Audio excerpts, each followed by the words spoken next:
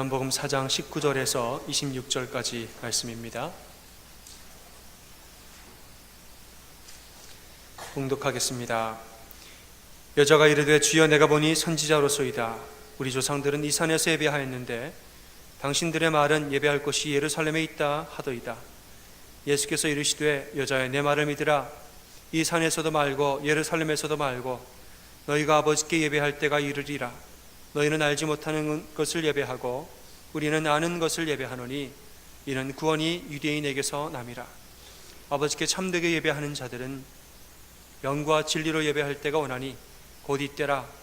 아버지께서는 자기에게 이렇게 예배하는 자들을 찾으시느니라. 하나님은 영이시니 예배하는 자가 영과 진리로 예배할지니라. 여자가 이르되 메시아 곧 그리스도라 하는 이가 오실 줄을 내가 아노니 그가 오시면 모든 것을 우리에게 알려주시리이다. 예수께서 이르시되 내게 말하는 내가 그라 하시니라. 아멘. 정말 여러 번 제가 느끼는 일이지만 성가대 지휘자와 아무 말도 하지 않아도 설교 주제와 이렇게 찬양이 맞는지 기가 막힐 때가 정말 많습니다. 오늘도 그날인 것 같습니다. 오늘 예수님과 사마리아 여인의 이야기를 우리가 읽었는데요. 유대인들과 사마리아인들은 같은 이스라엘 사람들이지만 서로를 다른 민족이라고 생각하고 살았습니다. 그래서 아주 많이 싸웠고 그 갈등의 깊이는 아주 오래됐습니다. 특별히 그 원인이 성전이었는데 유대인들은 남쪽에 있으니까 예루살렘을 가지고 있었습니다. 예루살렘에 성전이 있고 그들은 생각하기를 예루살렘 성전이 진짜 성전이다. 사마리아 사람들도 그리심산에 성전을 지었습니다. 이 성전을 보고 저거는 가짜다 이렇게 말하고 사마리아 사람들 그런 말을 들을 때마다 울컥울컥 화를 내고 이 예배 처소 때문에 성전 때문에 계속 그렇게 싸우는 겁니다. 사실 이 이야기는 700년 전으로 거슬러 올라갑니다. 솔로몬이 죽고 이스라엘은 두 나라로 분열이 되죠. 남유다와 북이스라엘 분열이 되는데 북이스라엘은 또 그 200년 후에 아수르라는 나라에 의해서 멸망을 당합니다. 아수르가 북이스라엘을 점령한 다음에 어떤 정책을 쓰느냐? 혼합 정책을 씁니다. 외부의 다른 이방인들을 억지로 사마리아 지역에 북이스라엘의 중점되는 지역이 사마리아 지역이었습니다. 수도도 거기 있었습니다. 거기에다가 이방인들을 다 억지로 이주시켜 놓고 또 거기 있는 사람들도 다른 나라로 억지로 이주시키고 그러니까 피를 섞은 거죠. 그렇게 혼혈 정책을 썼습니다. 이제 그 일로 인해서 사마리아 지역은 유대인들의 순수 혈통을 잃어버리게 됩니다. 이 일 때문에 아주 유다 사람들이 저 사람들은 우리 민족 아니다. 피가 섞였으니까 우리는 순수 혈통만 우리 유대인이다. 이렇게 말한 거지요. 그러나 또 훗날에 남유다도 바벨론이라는 나라에 의해서 또 멸망을 당합니다. 바벨론이 남유다를 무너뜨리고 수많은 사람들을 포로로 데려갑니다. 그리고 또 70년이 지나서 포로에서 다시 돌아오지요. 그때 스룹바벨이라는 사람이 중심이 돼서 폐허가 된 이 남유다에서 우리가 성전을 짓자, 성전을 재건하자, 무너진 성전을 다시 짓고 우리 이스라엘이 하나님 중심으로 다시 뭉치자 이렇게 해서 성전을 짓기 시작했습니다. 근데 그때 이제 사단이 하나 일어납니다. 뭐냐면 성전을 짓는데 아주 중요한 일이겠죠. 그런데 사마리아 지역에 지도자였던 산발랏이라는 사람이 있습니다. 사마리아 사람들이 듣다가 이 스룹바벨이라는 사람이 와서 예루살렘에 성전을 짓는다더라 이 얘기를 듣고 야 우리도 유대인이니까 우리도 그 일에 참여하자 이러고 사람을 데리고 간 거예요. 우리도 성전을 짓는데 하나님의 성전을 짓는데 우리도 같이 짓겠습니다 이랬더니 스룹바벨이 뭐라 그랬냐면 안 돼. 너네는 피가 섞였으니까 다른 민족이야. 너네는 이스라엘 민족 아니니까 너네는 성전 같이 못 지어. 돌아가 이런 거예요. 굉장히 큰 상처죠. 이 이야기를 듣고 사마리아 사람들 아주 화가 났습니다. 화가 나고 야 이거 안 되겠다. 우리도 뭔가 방법을 찾자 그래서 우리도 성전을 짓자. 그래서 그리심산이라는 곳에다가 화가 나서 본인들도 성전을 하나 만들어 버린 거예요. 그때부터 이제 양쪽에 북쪽과 남쪽에 성전이 두 개가 돼 버린 겁니다. 이때가 BC 약 322년인데 예수님이 살아계실 때까지 여전히 성전 때문에 이렇게 아웅다웅하고 문제가 해결이 안 된 겁니다. 그러니까 지금 보면 유대인들과 사마리아인들이 서로 싫어한 거는 700년이 넘었습니다. 여러분 700년 이상 서로를 미워한 거예요. 그리고 성전 때문에 싸운 거는 약 350년이 더 지났습니다. 350년 넘도록 성전 때문에 여전히 싸우고 있는 거예요. 둘 사이에 어떤 화해의 징조가 보이지 않는 거지요. 그런데 예수님이 사마리아 지역을 지나갑니다. 유다 지역에서 갈릴리 지역으로 가는 중간이었다라는 말은 남쪽에서 북쪽으로 가실 일이 있었는데 어디로 지나가셨는가? 일부러 사마리아 지역을 지나갔더라 이렇게 말합니다. 왜 예수님은 사마리아 지역을 지나가셨을까요? 그것은 남쪽과 북쪽의 화해 사역을 위해서 그 지역을 지나가신 겁니다. 사마리아 사람과 유대 사람들의 화해 사역을 위해서 그 지역을 일부러 선택해서 지나가신 것입니다. 예수님이 지금 그들 스스로는 주장이 너무 날카롭기 때문에 한치의 양보도 없습니다. 그들의 주장만으로는 도저히 결론이 안 납니다. 예수님이 그들에게 뭘 전했느냐? 새로운 복음을 전합니다. 이 말도 저 말도 하나도 대답이 아니다. 새로운 복음이 여기 있으니 이 복음으로 너희가 화해하길 바란다 하고 새 복음을 전하러 가신 거지요. 그 여정에서 이제 오늘 본문에 나오는 한 여인을 만났습니다. 그 여인과 대화하다가 예수님과 대화하는 중에 여인이 속으로 생각합니다. 야, 이분은 선지자가 아닌가? 야, 이야기를 해보니까 이분은 정말 선지자다. 이런 생각이 드니까 여인이 퍼뜩 종교적인 핫 이슈, 종교적인 질문이 떠올라서 말합니다. 우리 조상들은 되도록 이 산에서 예배했는데 당신들의 말은 예배할 곳이 예루살렘에 있다 하더이다. 종교적인 질문을 하지요. 그러자 예수님이 새로운 복음을 전하십니다. 여자여, 내 말을 믿으라. 이 산에서도 말고 예루살렘에서도 말고 너희가 아버지께 예배할 때가 이르리라. 아버지께 참되게 예배하는 자들은 영과 진리로 예배할 때가 오나니 곧 이때라. 이랬습니다. 지금 사마리아 사람들도 유대 사람들도 소위 말하는 이 지역주의, 장소주의에 빠져 있었습니다. 장소주의는 뭐냐? 하나님이 아무데나 임재하는 거 아니다. 하나님께 아무 데서나 예배할 수 있는 거 아니다. 어디서 예배해야 되느냐? 성전이 있는 장소에서만 예배해야 된다. 유다 사람들은 예루살렘에 있는 성전에서만 예배할 수 있다. 사마리아 사람들은 그리심산에서 예배할 수 있다. 장소주의에 묶여 있는 거예요. 그런데 예수님 뭐라고 말씀하십니까? 여기서도 저기서도 예배하는 거 아니다. 예배할 때 필요한 건 장소가 아니고 뭐다라고 이야기합니까? 영과 진리다. 예수님이 제3의 새로운 복음을 제시하는 거예요. 우리가 영과 진리로 예배할 수 모든 사람이 성전에 가서만 예배하는 것이 아니고 언제 어디에서나 영과 진리로 하나님의 이름을 부른다면 하나님이 거기에 어디서든 임재한다. 그것이 예수님 말씀하시는 거예요. 그러니까 장소에 협소한 마음으로 서로들 싸우지 말아라 이 말입니다. 오늘 우리가 본문을 읽어보면은 우리가 방금 전에 읽었던 말씀들, 너희가 영과 진리로 예배할 때가 오나니 곧 이때라. 아버지께 참으로 예배하는 자는 그렇게 예배라. 이 모든 말씀들은 분명히 예배에 대한 말씀이죠. 예배에 대한 말씀인데 우리는 왜 예수님이 사마리아 여인에게 예배에 대해서 말씀하셨는지에 초점을 맞춰야 됩니다. 오늘 제가 그 얘기를 하려고 합니다. 예수님은 왜 예배에 대한 이야기를 사마리아 여인에게 했는가? 그게 바로 유대인들과 사마리아인의 하나됨을 위한 말씀이었다는 거죠. 이 둘이 예배 때문에 너무 싸우니까 350년이 넘도록 예배에 대한 문제 때문에 그냥 그렇게 한치의 물러섬도 없이 아웅다웅 싸우니까 예배에 대한 문제 화해를 시켜야겠는데 뭘 건드렸습니까? 예배를 건든 거예요. 그러니까 예수님의 예배에 대한 말씀의 의도는 뭐냐면 둘 사이에 화해와 하나됨에 있었다는 거죠. 여러분 생각해 보십시오. 350년입니다. 예배 때문에 350년을 싸웠습니다. 서로의 주장을 얼마나 갈고 닦았겠습니까? 다 똑똑한 사람 많은데 서로의 입장을 얼마나 정리를 잘 해놨겠습니까? 상대방이 뭐라 그러면 이걸로 받아쳐야지. 또 반대편은 저걸로 받아치면 이걸로 받아쳐야지. 모든 논리가 완벽하게 지금 서로가 다 구축이 되어 있습니다. 평행이에요, 평행. 그들의 논리만으로는 어떠한 진전도 더 이상 없습니다. 그들에게 진짜 필요한 것은 뭐였느냐? 예수님의 복음을 듣는 것입니다. 여러분, 세상에는 다양한 사람들이 참으로 많습니다. 옆에 분들 잠시 보세요. 나와 분명히 다르게 생기셨죠?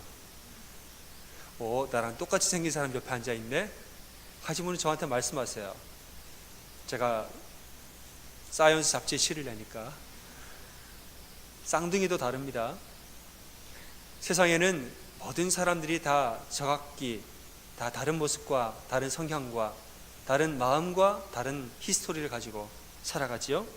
오랫동안 다른 전통에서 살아왔고 오랫동안 자기만의 삶을 살아왔습니다. 그런 만큼 다들 자기만의 논리가 다 있습니다. 내가 이렇게 하는 이유가 뭔지 아세요? 나만의 논리는 이거예요.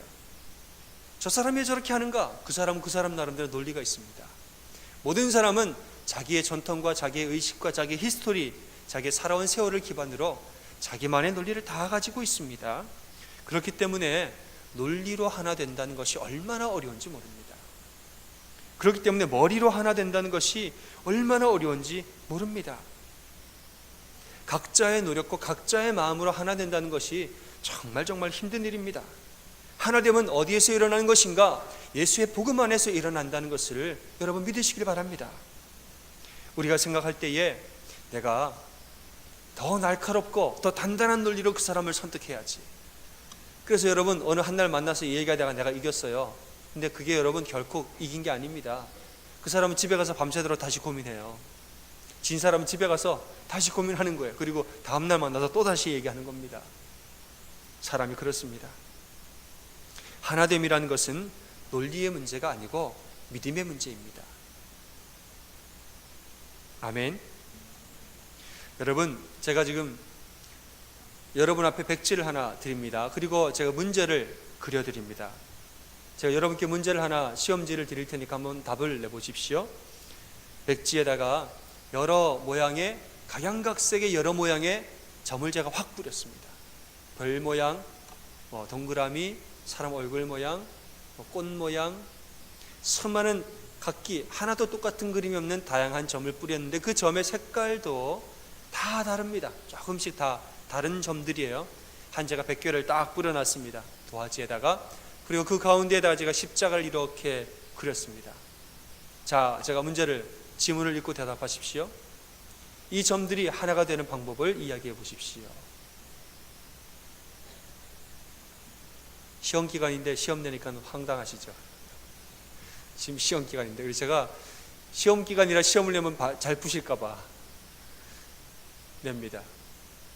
어떻게 하면 우리가 다 하나가 될까요? 100개의 점이라고 볼 때 나 한 명 빼고 99명인데 이거 한 명씩 다 밥을 먹으면 좋을까요? 그래서 내가 다 하나 되려면은 100명이 전부 다 99번씩 누구를 만나면 우리 블루민트 식당은 호재입니다. 99 곱하기 99번을 밥을 먹어야 되니까 그렇게 하면 하나가 됩니까? 여러분, 우리가 각자 99번씩 다 찾아가서 나만의 논리로 그들을 설득하면 그러면 하나가 됩니까? 99 곱하기 99로 커피숍을 가야 되면 블루밍턴의 커피숍은 호황입니다. 여러분, 제가 간단한 방법을 알려드리죠. 여러 다양한 일들을 하지 마시고 가장 중요한 하나만 제대로 하시면 됩니다. 각자가 99번, 100번, 200번 뭘 할 필요가 없이 본인이 한 가지만 분명하고 제대로 하면 될 일입니다. 그것은 뭐냐? 각자가 십자가 안에만 온전히 들어오면 되는 것입니다. 아멘. 100개의 점들이 각자 하나씩만 제대로 하시면 돼요. 뭐냐면 스스로 자기를 내려놓고 십자가 안에 들어와서 각자가 십자가 안에만 온전히 들어오면 그럼 십자가 안에서 우리는 전부 다가 하나가 되는 일입니다. 그게 바로 하나님의 하나됨이에요. 이 세상에 수많은 사람들이 있고 우리 여러분 가족에게도 수많은 친지들이 수많은 친지들이 있고 직장에 여러분 주변에 이웃에 친구들 여러분 교회에 수많은 사람들이 있는데 그 각양각색의 다양한 사람들이 어떻게 다 하나가 됩니까? 그건 바로 여러분이 십자가 안에 제대로 들어오시면 됩니다. 십자가 안에 들어와서 나는 죽고 예수님만 사는 삶을 여러분 온전히 살아가시면 되는 것입니다. 예수님, 내가 십자가 안에 들어왔습니다. 내 욕심과 내 자존심을 내가 내려놓습니다. 그러나 그것이 사람 앞에 내려놓는 건 굴욕적이겠죠. 사람 앞에 내려놓는 것이 아니고 예수님 앞에 내가 내려놓습니다. 나의 자존심과 내가 높아지고자 하는 마음들, 내가 인정받고 싶어하는 마음들, 내가 옳다는 것을 증명하고 싶은 모든 마음들, 내가 예수님 앞에 내려놓고 그 다음에는 내 안에 예수님이 가득한 삶을 살게 도와주십시오. 나는 죽고 예수가 사는 삶을 내가 살게 도와주십시오. 그렇게 기도하며 나아가는 것이 십자가 안에 들어오는 일입니다. 여러분, 십자가 밖에 있을 때는 서로가 다르다는 것이 분쟁의 원인이 됩니다. 그러나 십자가 안에 들어오면 서로가 다름이 복입니다. 서로가 다르기 때문에 내가 그 사람한테 유익을 얻는 거예요. 똑같으면 유익이 없습니다. 서로가 다르니까 그가 나를 채워주고 내가 그를 채워주는 복이 되는 것입니다. 시편 133편에서 이렇게 말하지요. 형제가 연합하여 동거함이 어찌 그리 선하고 아름다운지요. 헐몬의 이슬이 시온의 산들의 내림 같도다 이랬습니다. 여러분, 지금 하나 되어서 연합하여 사는 것이 아름답다 이 말인데, 비유를 뭐라고 이야기했냐면 헐몬의 이슬이 시온의 산들의 내림 같도다. 이게 무슨 말이냐면, 이스라엘의 지도를 보면 헤르몬 산이라는 산이 있습니다. 그게 이스라엘에서 가장 높은 산이에요. 해발이 2800m가 넘는다 그러죠. 아주 큰 산인데 지역으로 보면 이스라엘의 가장 북쪽에 있습니다. 그 뒤에 있는 시온의 산들은 뭐냐? 저기 남쪽의 유대 광야에 있는 산들입니다. 그러니까 나지막하고 지리적으로 멀리 떨어져 있죠. 그런데 이 헤르몬 산에는 너무 높기 때문에 이슬만 맺혀도, 이슬만으로도 강우량이 1년에 1500mm가 넘는다는 거예요. 이슬이 맺혔다가 내렸다가 또 이슬이 맺혔다가 내렸다가 이슬이 맺혔다가 내렸다가, 그러니까 그 산에서만 계속 그게 일어나는 거죠. 만년설이 있고, 그 이슬들이 눈이 되고 비로 내렸다가 나중에 따뜻해지면 이제 녹아서 흘러 내려오지요. 그 물이 갈릴리 바닷가로 들어갑니다. 거기서 요단강을 타고 밑으로 쭉 내려갑니다. 그렇게 내려오면서 곳곳에 시온에 있는 모든 유다 광야에 퍼지게 되는 거죠. 또 그 물들이 이제 해가 나면 증발이 됩니다. 증발이 돼서 그 낮은 광야에 있는 작은 산들에 또다시 이슬로 내립니다. 여러분, 헐몬산과 유다의 작은 시온의 산들은 되게 멀리 있는 것 같고 크기도 서로 다른 것 같지만, 사실은 이 한 이슬을 머금은 한 존재로 동거하며 사는 것이란 말이에요. 우리가 볼 때에 형제들을 보고 자매들을 보고 주변의 사람들을 볼 때에 내 생각에는, 야, 나랑 참 다르다, 나랑 되게 멀리 있는 사람이다, 야, 저 사람은 정말 나랑 스타일이 너무 다르다, 이렇게 우리는 생각하겠지만, 사실은 예수의 은혜 안에서 우린 다 한 형제요 한 자매라는 사실입니다. 아멘. 이 사실은 우리가 머리로는 아무리 배워도 안 됩니다. 설교 시간에 여러분 아멘을 10,000번을 하셔도 잘 안 됩니다. 맞습니다, 맞습니다, 내가 그 말이 맞습니다라고 우리가 머리로 아무리 깨달아도 잘 안 됩니다. 그럼 어떻게 해야 되는가? 여러분이 십자가 안에 들어가셔야 돼요.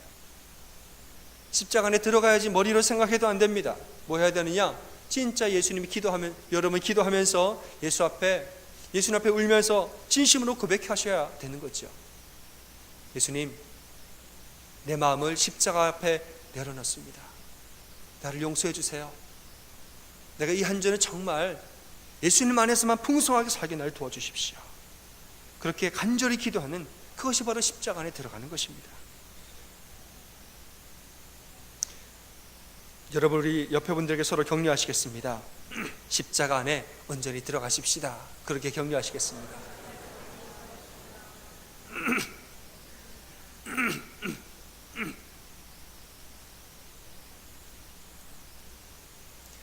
여러분, 기독교 역사를 보면은 웃지 못할 일이 꽤 많이 있습니다. 그 중에 하나를 제가 말하죠. 1453년에 비잔틴 제국의 중심이었던 콘스탄티노플 도시, 기독교 문명의 아주 중심이었죠. 그 도시가 오스만 투르크 제국에 의해서 점령당합니다. 오스만 투르크 제국은 무슬림이죠. 무슬림 세력이 드디어 이 기독교의 중심부 되는 콘스탄티노플 국가를, 이 도시를 점령하게 됩니다. 근데 그 당시에 재미있는 사건, 사실 의미심장한 사건이 있었는데, 콘스탄티노플 내에 많은 교회가 있었습니다.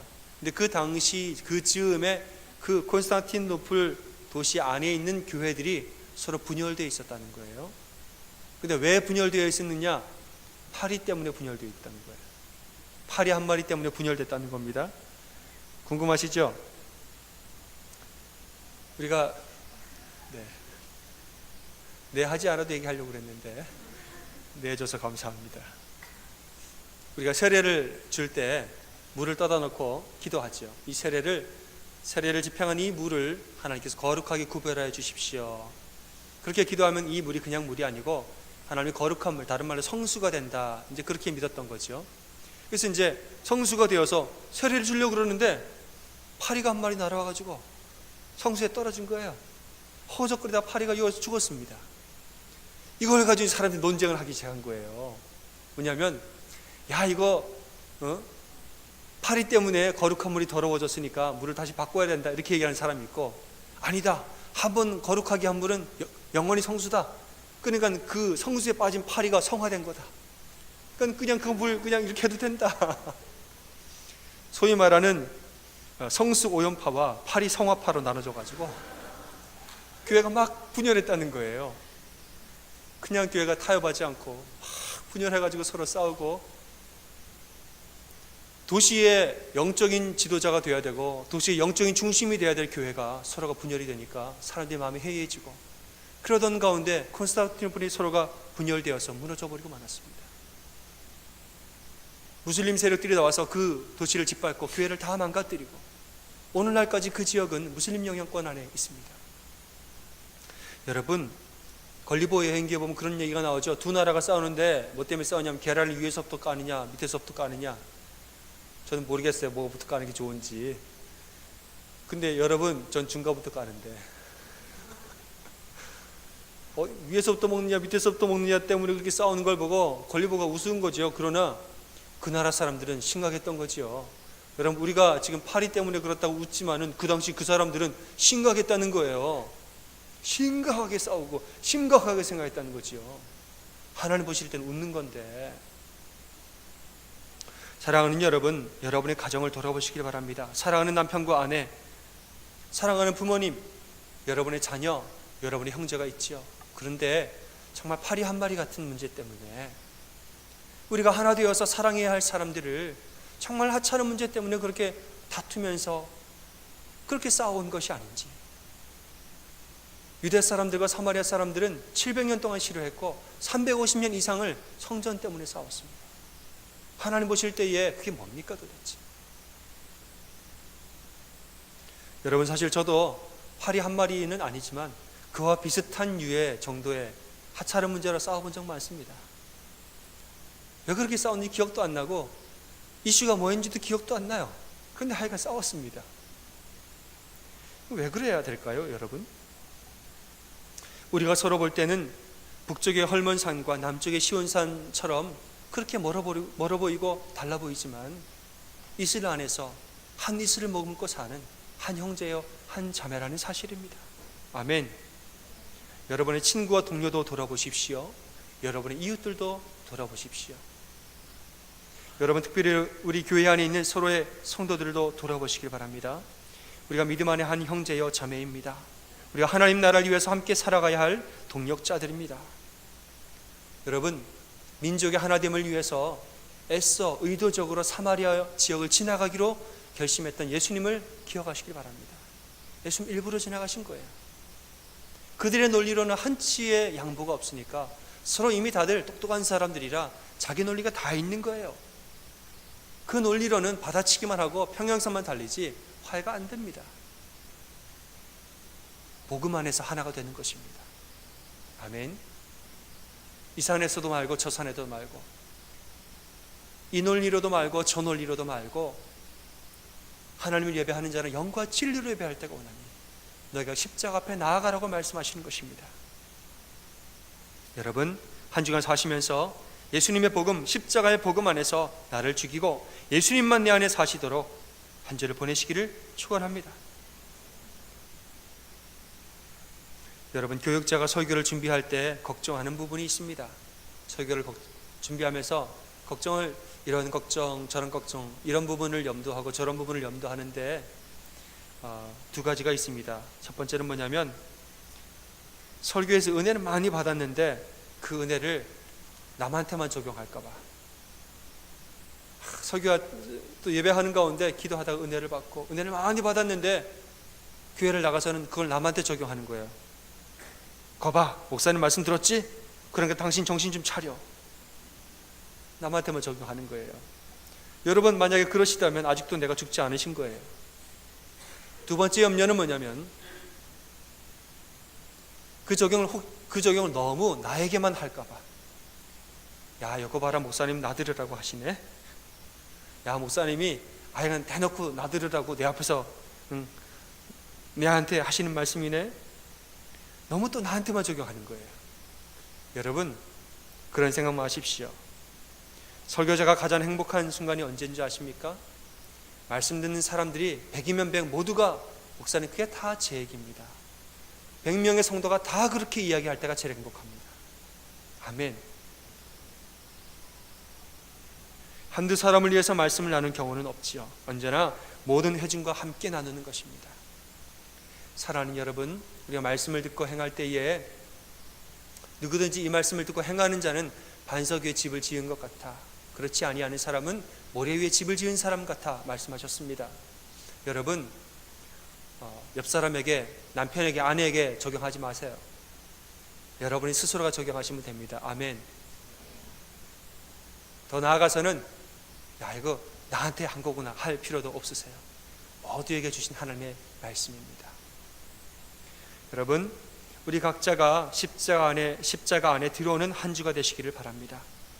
핵심을 벗어난 노력들에 너무 열심을 내기보다 내가 먼저 십자가 안에 들어가서 오직 예수님만 내 마음을 주장해달라고 기도하면서 내 마음은 예수님께 내려놓고 예수님만 내 심령 가운데 역사하여 주십시오. 그렇게 기도하는 한 주가 되시기를 주의 이름으로 축원합니다. 아멘. 우리 서로 옆에분들에게 격려하고 찬양하겠습니다. 내 안에 예수님만 사시게 하겠습니다. 이렇게 고백하겠습니다.